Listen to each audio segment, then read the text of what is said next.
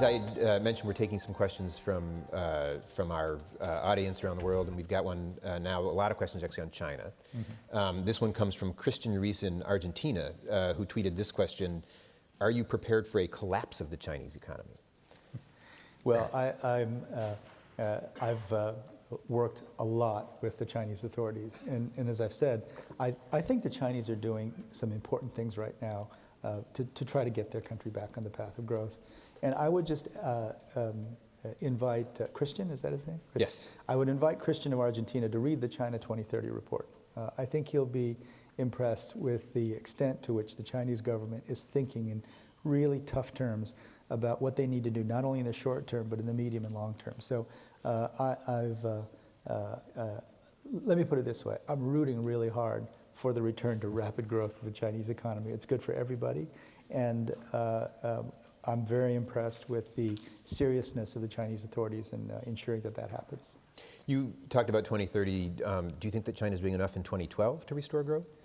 I'm encouraged by some of the things that they're doing. I'm encouraged by the fact that they take so seriously the economic crisis. I think the Chinese are very much aware that, that their growth is not only important to China, but it's important to the entire region and to the entire world. I think that let me put it this way. In talking with the Chinese authorities, I am completely convinced that they understand exactly the nature of the problem, and they're taking every measure. You know, they're going through a political change right now. And once the political change is complete, my sense is that they'll be very aggressive in trying to restore growth. The transition in China is intriguing on its own and also as a reflection of the transitions of the bank itself. China is both a borrower from the bank and also an increasingly large donor of aid. Yeah. In an era of scarce resources, why should China be getting World Bank loans? Well, you know, China does not get concessional loans from the bank anymore, our so-called idle loans. But if you look at the portfolio, about 70% of the loans we make to China are around sustainability. So the way we look at it is that our engagement with China is actually producing global public goods. It's helping China move toward a path of sustainability. But moreover, we are a world bank, and we're very serious about being a world bank. And that means that we are not just a bank of lower income countries. We have to, and we're completely committed to being a bank for the entire world. So the benefits of us being engaged in China are multiple. We think we provide good knowledge resources. We provide analytic capacity data to China. But we also learn from China. China is to this day responsible for lifting more people out of poverty than any country on earth. In fact, the fact that we reached the Millennium Development Goal of having global poverty, a lot of it has to do with the efforts of the Chinese government. And the Chinese government is clear about this. It's economic growth that lifted people out of poverty. So we can't be a world bank without engaging deeply in China. So we will continue to be engaged in middle-income countries, and we see China as a critical partner. I think the Chinese leaders obviously wouldn't disagree with anything you said, and would also view that because they're playing a larger role in the world, that they should have a larger voice in the international financial institutions, both the IMF and the World Bank. I know that you were asked about that in your Brookings appearance in mid-July, and when that came up, what you specifically said was, I'm quoting, "It's a difficult and complicated issue, and after 2.5 weeks on the job, I don't have strongly formed views." So now that you've been on the job for 104 days, perhaps you could tell us your strongly formed views on China's bigger vote. Is that all it takes to have strongly formed views?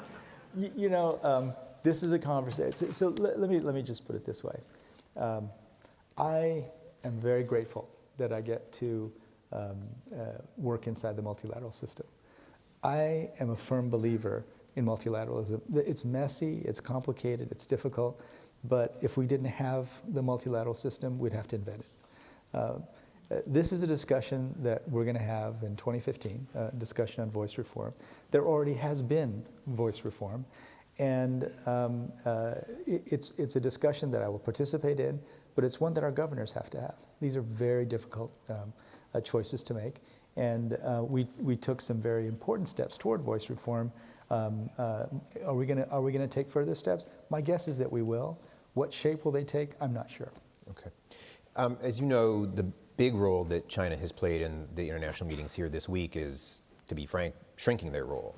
About a week ago, it was widely reported that the Chinese banks were not going to come to Japan, part of a protest in this territorial dispute. Just yesterday, we got the rather surprising news that the Chinese central bank governor and the finance minister were not going to be coming either, again, as part of this political row.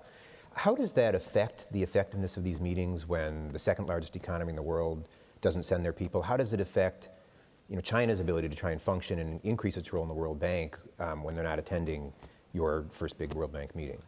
Well, there is a Chinese delegation here led by the Vice Minister of Finance. And let me take a step back, though, and give you a little different perspective on this.